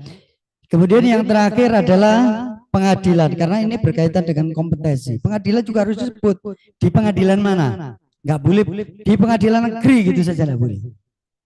Harus jelas Pengadilan Negeri Surabaya, Pengadilan Negeri Medan, Pengadilan Negeri Jakarta Pak, dan sebagainya. 4 itu harus jelas. Itu yang menyebabkan surat kuasa dianggap khusus karena 4 hal itu disebutkan secara khusus. Ya. Izin lagi Pak. Berarti dalam surat kuasa khusus itu intinya nggak boleh ada 2 perkara ya Pak. Contoh misalkan wan prestasi dengan waris gitu dijadikan satu surat kuasa gitu. Boleh nggak gitu Pak? Iya, tapi ya perkaranya nanti kan beda. Perkaranya kan beda. Perkara waris dan perkara apa tadi? Wan prestasi sama beda? Beda. Dalilnya juga beda. Kalau Anda campur-campur nanti jadi obscure liber. Iya, berarti itu dipisah Pak ya. Kalau misalkan satu klien ini punya urusan waris sama PMH misalkan, ya udah berarti surat kuasanya 2, jadi biar jadi 2 perkara. Nanti perkaranya 2. Oh baik, terima kasih. Bayarnya ya 2. Jangan jadikan 1, nanti bayar 1. Rugi ya Pak? Iya. Oh baik, terima Kalau kasih. perlu jadi 5. Waduh, terima kasih Pak. Ya jangan, kalau 2 ya 2 saja. Intinya jangan dicampur-campur perkara. Ya. Oke. Kita lanjut. Nah, di dalam surat kuasa itu ada 19 unsur. Itu ada ya di materi saya. Ada 19 unsur atau komponen. Itu jangan sampai ada yang terlewat. 1 saja terlewat nilainya berkurang. Nggak lulus nanti. Jadi itu dihafal. Yang merah-merah itu dihafal. Itu harus muncul. Pertama judul harus ada, surat kuasa khusus itu di bagian atas harus ada, nggak beda. Itu kalau nggak ada sudah berkurang. Kemudian yang kedua identitas pemberi kuasa. Nah biasanya pengadilan itu sudah punya standar nama, alamat sampai pendidikan itu sesuai KTP biasanya begitu. Tapi nanti kalau Anda bikin surat kuasa khusus di soal, itu biasanya kan tidak terlalu jelas. Ya. Misalnya di soal itu kadang cuma si A bertempat tinggal di sini, gitu saja nanti. Misalnya PTB yang beralamat, jadi ada cukup nama, alamat saja tidak masalah. Tidak masalah. Tapi kalau Anda tambahkan secara fiktif juga boleh, tidak masalah. Yang penting harus ada identitas pemberi kuasa, ya. Nah, kalau badan hukum, maka perhatikan ya, badan hukum itu harus menyebutkan kedudukan dan legalitasnya. Ya, ini kalau untuk pemberi kuasa. Kalau lawan tidak perlu. Perhatikan, kalau pemberi PT itu pemberi kuasa, maka Anda harus menyebutkan kedudukan dan legalitasnya. Kalau lawan tidak perlu. Misalnya pemberi kuasanya itu PT ABC. Kalau itu lawan, Anda cukup menyebutkan melawan PT ABC yang beralamat di Jalan Maijen Sukono nomor 20 Surabaya. Itu cukup. Tapi kalau pemberi kuasa, Anda harus menyebutkan legalitasnya lengkap. Misalnya pemberi kuasa nama si A, jabatan direktur PT, dalam hal ini mewakili PT ABC berkedudukan di Surabaya berdasarkan akta pendirian nomor sekian dan perubahan terakhir sekian. Itu, dan telah terdaftar di Kumham tanggal sekian nomor sekian, harus lengkap. Kalau tidak, maka dianggap tidak jelas. Perhatikan betul. Itu baik praktek maupun besok kalau ada soal PT cara penulisannya begitu. Kalau pemberi kuasa harus lengkap. Kalau lawannya cukup nama dan alamat. Nah, diingat-ingat ya. Oke, yang ketiga kemudian ada kalimat selanjutnya disebut pemberi kuasa. Yang keempat, kemudian di bawahnya ada kalimat dalam hal ini memilih domisili dan seterusnya. Saya tidak baca ini ya, nanti diperhatikan sendiri. Yang merah-merah itu intinya harus ada. Saya langsung kepada contoh konkret karena waktunya sudah tinggal 30 menit. Nah, ini contoh. Mulai unsur. Jadi unsur 1 itu judul di atas itu, surat kuasa khusus. Kemudian unsur kedua itu alamat kalau bisa lengkap begitu. Kalau pemberi kuasa dari sebuah PT atau badan hukum harus selengkap itu. Perhatikan, harus selengkap itu. Diingat-ingat. Itu kan gampang tuh, kedudukan, legalitas, kan gitu. Nah, itu standar. Tapi kalau bukan badan hukum ya cukup yang bagian nama sampai pendidikan itu saja. Selanjutnya disebut pemberi kuasa gitu. Tapi kalau PT harus ada yang bawahnya. Baik PT, yayasan, pokoknya badan hukum. Ya. Bisa dipahami ya? Itu unsur ketiga. Unsur keempat itu adalah kalimat dalam hal ini memilih domisili hukum di kantor kuasanya di bawah ini dengan ini memberikan kuasa khusus. Ini satu unsur, nggak boleh hilang juga. Intinya memilih domisili dan memberikan surat kuasa khusus. Nah, itu. Kalimatnya boleh Anda bikin sendiri. Yang penting ada kata domisili kantor. Ya, domisilinya dia itu intinya begini. Nomor 4 itu klien Anda memindah dari domisilinya yang atas tadi ke kantor Anda. Gitu loh. Memindah sehingga nanti panggilannya tidak lagi ke alamatnya mereka, tapi ke alamat kita sebagai advokat. Jadi nomor 4 itu pemindahan domisili. Harus ada ya. Dengan surat khusus. Nah, yang kelima itu tadi yang sempat kita singgung dengan hak substitusi dan retensi itu juga harus ada. Karena itu Anda nanti bisa membuat surat kuasa substitusi karena Anda diberikan hak substitusi dan retensi. Apa itu retensi? Hak menahan dokumennya klien kalau tidak bayar. Oke, itu harus ada. Jadi yang keempat pemindahan domisili, yang kelima hak substitusi dan retensi. Kalimatnya terserah Anda. Yang penting Anda ingat-ingat itu. Jadi ingatnya yang keempat pemindahan domisili, kelima hak substitusi retensi. Nah, kalimat, makanya jangan mengingat kalimat yang saya buat. Ingat saja poin-poinnya. Itu lebih enak. Ya. Oke. Kemudian unsur keenam adalah penerima kuasa. Nah, tentu saja kita nama, alamat bersama. Kalau lebih dari satu, cukup yang satu yang ditulis lengkap. Yang kedua cukup ditulis namanya saja. Tidak harus ditulis lengkap. Boleh nggak Pak ditulis lengkap? Ya lebih bagus. Tapi kalau daripada lama-lama, tulis namanya saja boleh.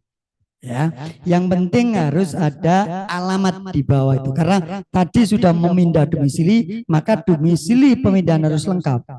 Ya, para advokat pada kantor hukum Robert N14 misalnya beralamat di mana harus lengkap, termasuk nomor handphone kalau ada, nomor telepon ya, itu satu unsur tersendiri. Nah kemudian juga harus ada ini harus ini pada ujian saja ya. Kalau prakteknya tidak harus ada. Yang ke-6 itu, yang 7 itu pilihan. Kalau misalnya Anda cuma sendiri kan tidak harus ada kata bersama-sama maupun sendiri-sendiri gitu loh. Tetapi di ujian itu harus muncul. Maka Anda harus membuat 2 advokat, seolah-olah ada 2 advokat. Gitu. Sehingga unsur ke-7 itu muncul. Bertindak baik bersama-sama maupun sendiri-sendiri itu harus muncul ya. Tapi nanti praktek saya sendiri Pak, tidak harus ada nomor 7 itu. Tapi ujian nanti munculkan sehingga harus ada 2 advokat minimal. Bisa dipahami ya? Oke. Kemudian unsur ke-8 selanjutnya disebut penerima kuasa, ini standar. Lanjut, ini waktunya ini. Kemudian unsur ke-9 itu kata khusus. Itu standar surat kuasa se-Indonesia begitu. Jadi dikasih garis-garis di tengahnya khusus. Itu standar se-Indonesia. Meskipun tidak ada aturannya, Anda buat begitu. Karena nanti yang menilainya lihatnya jadi itu harus ada khusus gitu. Baru kemudian masuk unsur ke-10, bertindak untuk dan atas nama pemberi kuasa mewakili dan membela kepentingan hukum sebagai penggugat, itu harus ada. Ya, intinya yang unsur ke-10 adalah Anda mewakili klien sebagai penggugat. Kata-katanya Anda bisa bikin sendiri. Tidak usah ngepek nanti, daripada kalau ngapalkan kan lebih ribet. Anda hafalkan saja. Pokoknya unsur 10 itu adalah mewakili klien sebagai penggugat. Nah, ke-11 adalah gunanya surat kuasa untuk mengajukan gugatan perdata. Perhatikan, untuk mengajukan gugatan perdata itu satu unsur, ada satu unsur tersendiri perkaranya. Jadi gunanya yang 11 itu gunanya untuk mengajukan gugatan, yang ke-12 perkaranya. Perkara apa? Waris, perceraian misalnya, atau PKPU dan sebagainya. Ya.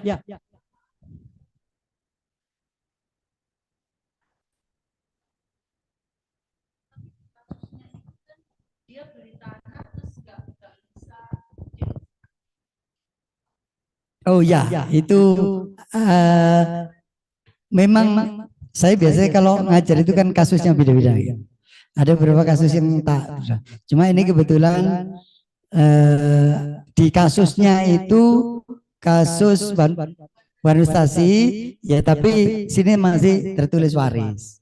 Enggak apa-apa. Ya, yang penting disamakan dengan kasusnya ya. Ya. Makanya saya tidak melihat kasusnya, saya langsung lompat saja. Nah, kasusnya itu beda, terserah sesuai kasusnya ya, ngikuti kasusnya.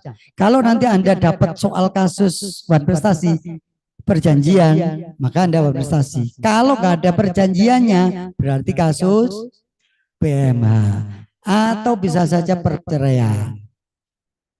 Ya, bisa perceraian, bisa PMH. Yang sering itu PMH. Perceraian itu baru yang kemarin terakhir itu perceraian. Biasanya beberapa kali. Jadi kemungkinan besar berikutnya bukan perceraian, kemungkinan. Biasanya kalau dakwah prestasi PMH. Nanti makanya teman-teman harus paham kasusnya juga. Ya. Oke. Kemudian yang ke-13 adalah yurisdiksi pengadilannya. Di mana? Harus disebutkan di pengadilan negeri. Ini harus sesuai dengan yurisdiksinya ya. Ngambilnya dari mana yurisdiksi? Dari kasusnya. Nah, saya tidak mengulang soal kompetensi ya, kan tadi sudah dijelaskan. Nah, ngikuti kompetensi pengadilan itu. Nah, kemudian baru terhadap atau melawan, siapa lawannya? Itu unsur ke-14. Nah, lawan itu cukup nama, pekerjaan, bisa wira swasta gitu ya, sama tempat tinggal. Kemudian disebut sebagai tergugat. Kalau ada lebih dari satu, maka tergugat satu, tergugat dua. Kalau nanti ada turut tergugat, ya disebut turut tergugat. Ya, ikuti soal. Itu satu unsur. Nah, baru kemudian unsur ke-15. Unsur ke-15 ini lebih agak panjang, tapi Anda perhatikan poinnya saja. Intinya, unsur ke-15 itu adalah kewenangan yang diberikan kepada advokat. Kewenangan yang diberikan kepada advokat. Apa saja kalau gugatan? Pertama, membuat surat gugatan, mengajukan gugatan. Setelah diajukan, misalnya didaftarkan, boleh. Setelah itu menghadiri persidangan, mengajukan bukti, mengajukan saksi, meminta putusan dan seterusnya. Jadi Anda ingat-ingat itu saja. Jangan terpaku dengan kalimat saya, biar tidak bingung. Anda ingat poinnya saja. Kewenangan advokat apa sih kalau gugatan? Mulai dari membuat gugatan, mengajukan gugatan, mendatang ke pengadilan, dan seterusnya. Mengikuti proses. Bisa dipahami ya? Ingat-ingat itu saja biar lebih mudah. Itu di poin 15. Ya. Nah, di poin 15 itu Anda bisa menyebutkan bahwa itu perkara cukup di PN saja atau bisa sampai banding kasasi boleh. Tidak apa-apa. Sebaiknya ya sampai kasasi biar lebih bagus. Ya. Tapi Anda menyebutkan tanpa kasasi juga sudah cukup, tidak masalah. Ya.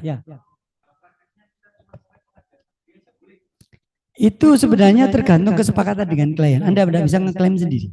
Siapa tahu klien Anda tidak mau. Loh, saya tidak mau, Anda cuma PN saja. Kan harus kita sepakat. Jadi sebelumnya Anda pada saat terima klien Anda, ini Bapak nanti akan menggunakan saya sampai kasasi atau cukup PN. Nah, PN aja dulu. Ya Anda harus nulisnya sampai PN. Kalau ya sudah nanti sampai kasasi tidak apa-apa, Anda bisa mencantumkan. Itu harus dari kesepakatan. Iya, tidak boleh diklaim sendiri, nanti diprotes. Siapa tahu dia tidak mau. Kan begitu. Oh, ya. Oke. Itu unsur 15. Kemudian unsur ke-16 itu penutup. Ya, demikian surat kuasa dibuat dan berlaku secara tanda tangan. Sudah itu standar, kalimatnya Anda bisa buat sendiri. Nah, yang penting adalah di bagian bawah ini. Ini ada 3 unsur. Yang satu adalah tempat dan tanggal surat kuasa dibuat. Nah, harus ada tempat dan tanggal surat kuasa dibuat. Kemudian harus ada kata penerima kuasa dan pemberi kuasa. Itu satu unsur tersendiri. Dan terakhir, komponen ke-19 adalah nama dan tanda tangan. Perhatikan, harus ada materai 10.000. Jadi nanti kalau bikin di ujian, Anda bikin kotak terus ditulisi 10.000. Itu harus ada. Itu enggak ada, unsur ada hilang. Karena itu wajib. Jadi Anda bikin kotak terus ditulis 10.000, materai 10.000. Nah, khusus untuk badan hukum harus ada stempel.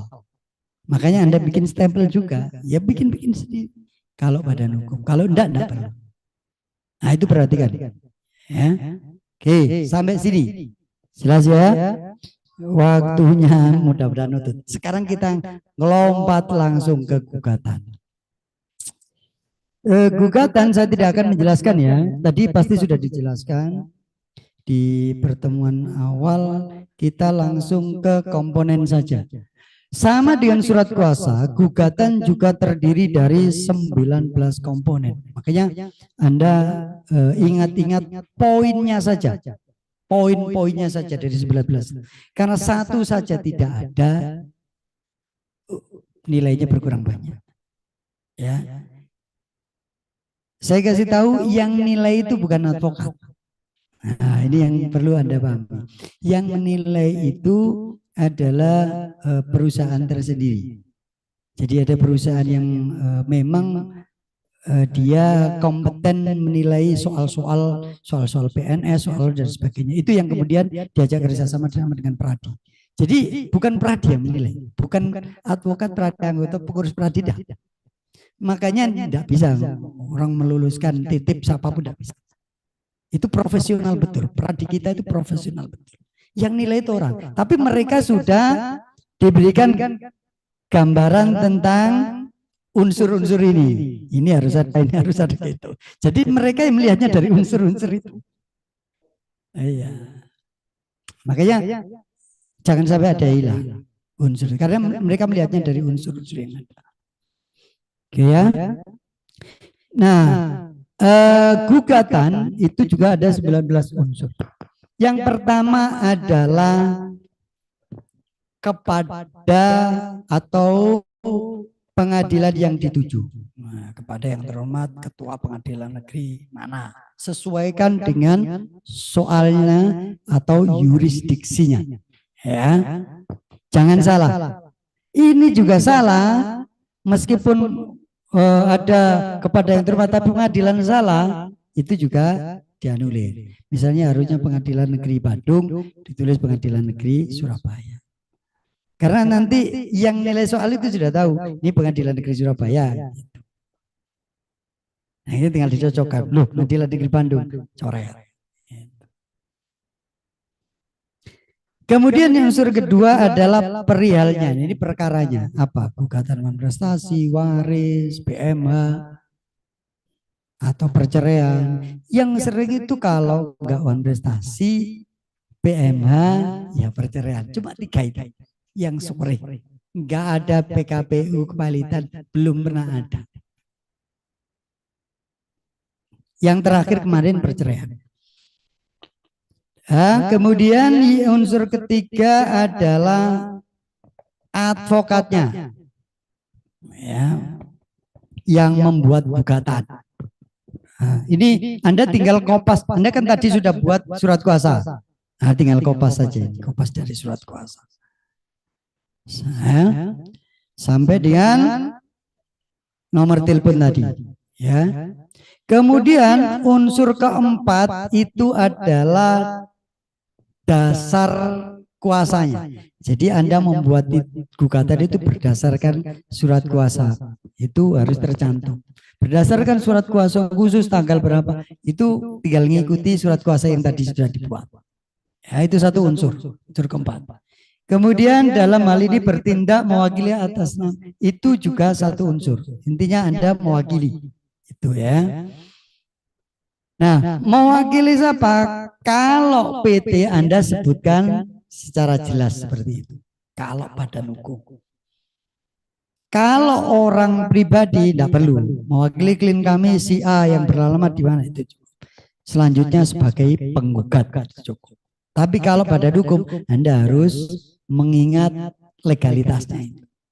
Ya, tapi Anda kan sudah tadi buat di surat kuasa. Jadi Anda tinggal kopas-kopas saja.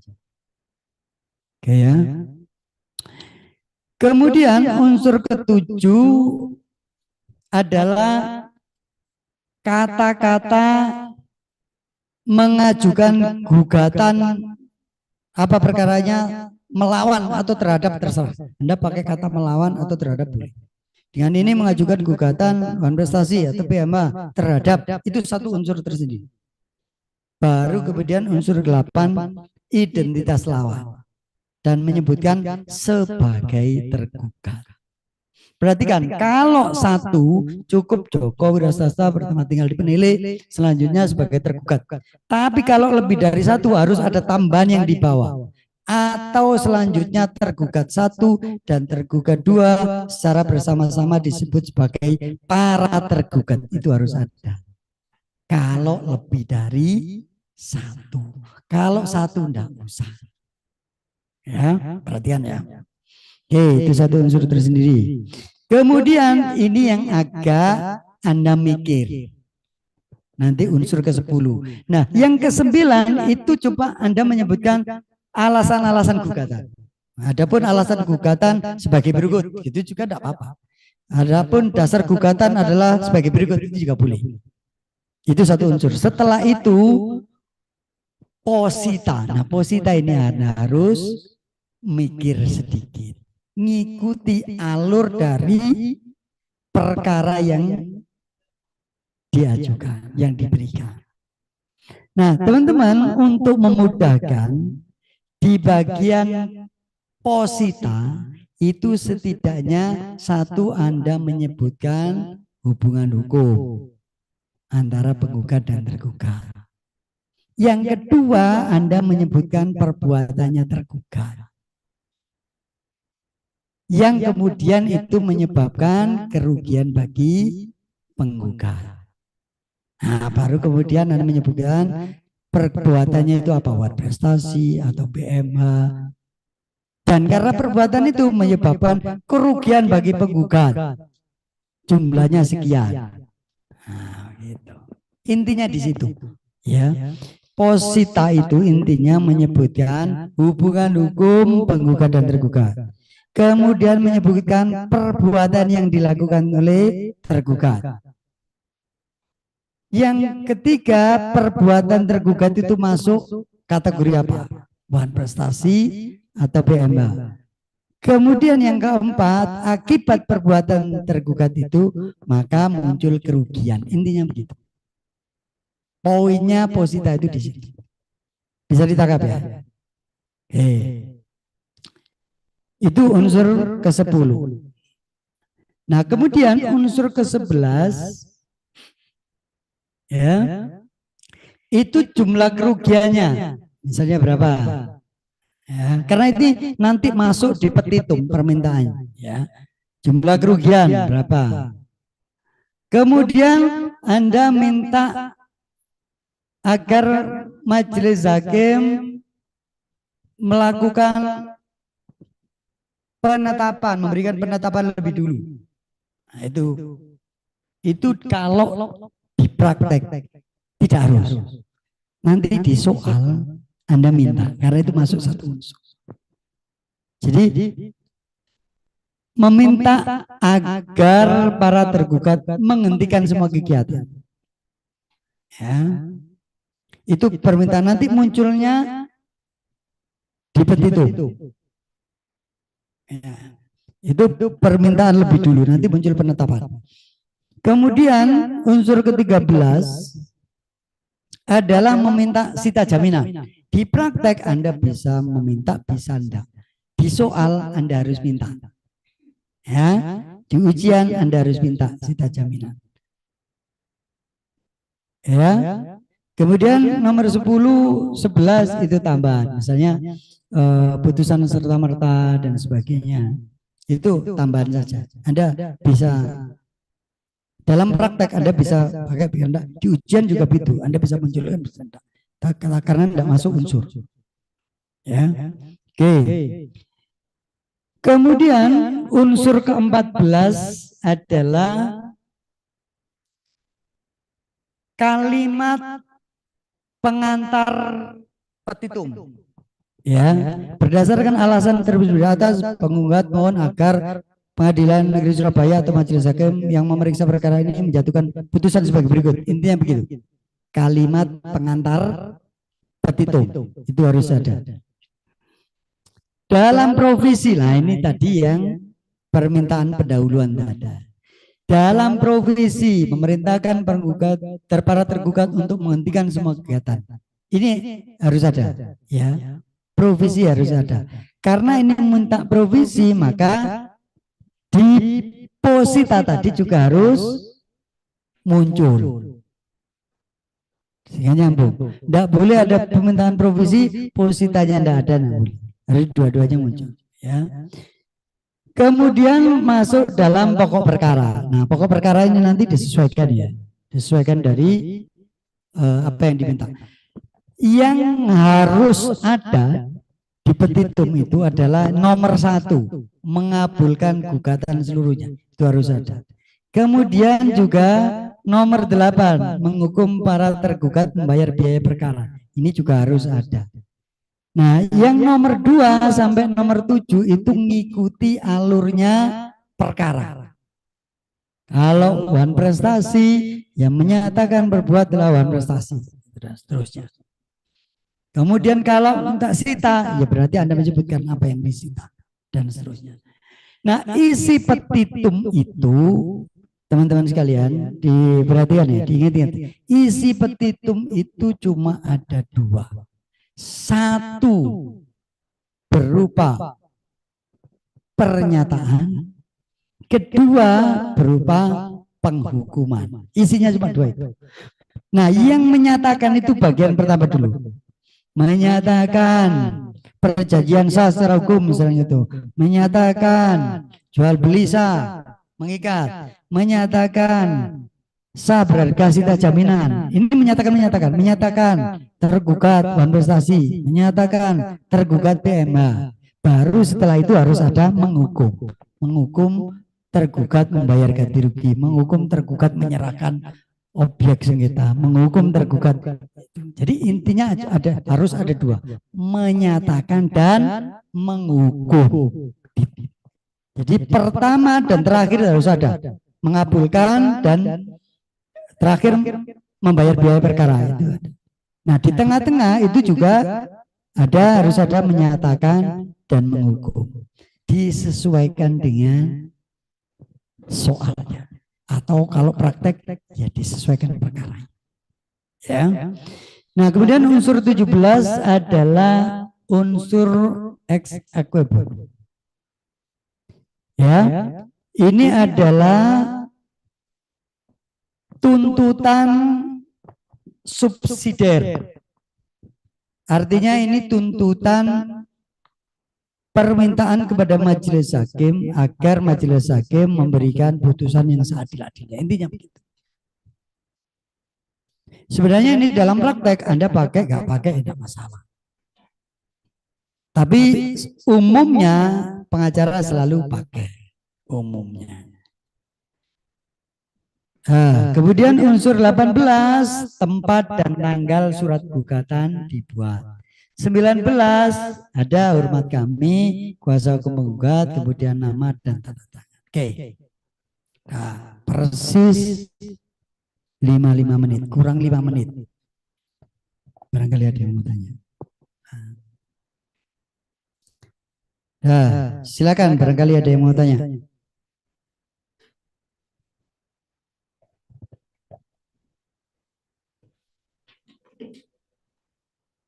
Masih ada waktu 5 menit. Ya Pak, ada yang saya tanyakan itu untuk alamat pengadilan itu dikarang atau bagaimana Pak ya? Alamat pengadilan mengajukan gugatan ke Pengadilan Negeri Surabaya itu kan ada jalan apa gitu. Itu bisa dikarang atau gimana? Itu alamatnya kalau misalnya enggak hafal bisa fiktif aja enggak apa-apa. Yang penting Pengadilan Negeri Surabaya. Nah, kalau ada hafal misalnya Jalan Raya Arjuna, nomornya salah juga enggak masalah. Enggak masalah. Yang penting adalah pengadilan negeri mana. Ya, itu yang penting ya. Kalau alamatnya itu kalau ada hafal ya dikarang enggak masalah. Enggak masalah. Ya.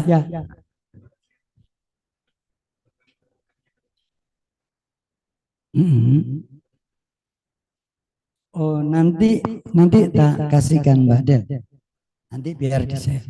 Itu nanti tempat downloadnya saja saya. Atau saya kasih e-booknya nanti lah. Saya kasih e-booknya. Ya.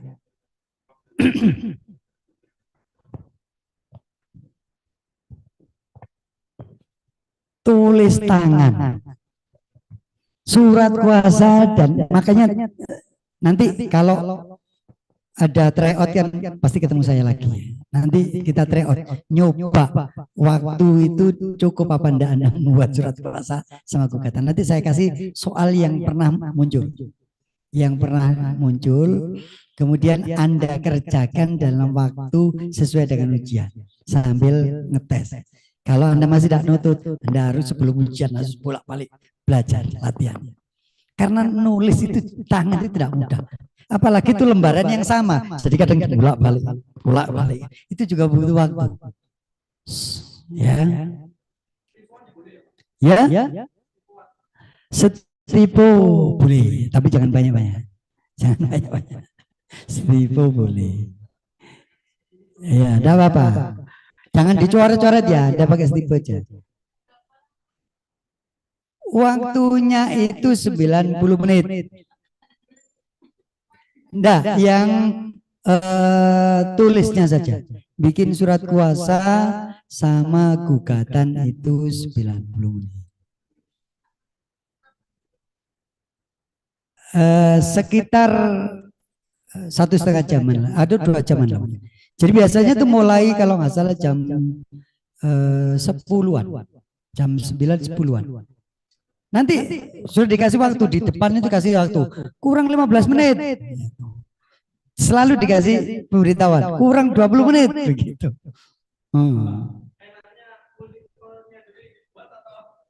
Enggak, memang itu di-split. Jadi Anda nanti ujian pertama itu multiple choice dulu.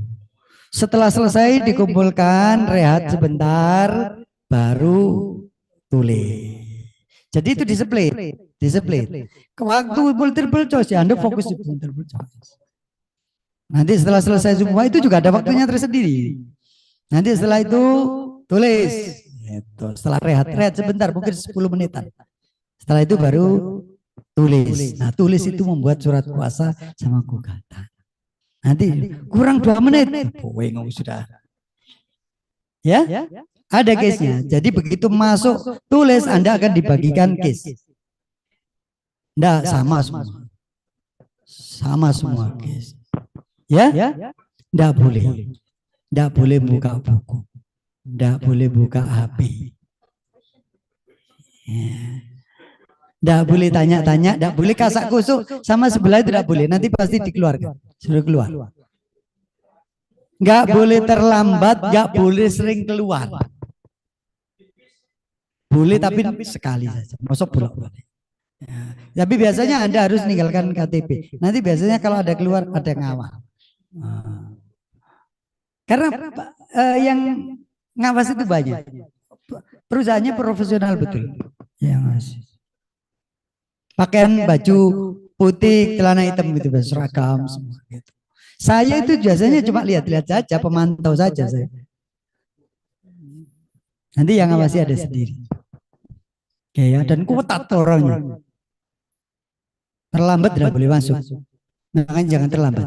Usahakan sebelum jam masuk Anda sudah di sana. Ya, jangan sampai terlambat. Oke, baik teman-teman sekalian, persis 18.00. Mohon maaf atas khilaf. Terima kasih atensinya, mudah-mudahan diskusi kita hari ini bermanfaat. Dan saya berharap semua yang ikut PKPA di sini, yang besok ikut lulus semua. Yang penting jawabnya benar. Oke ya, terima kasih sekali lagi, terima kasih.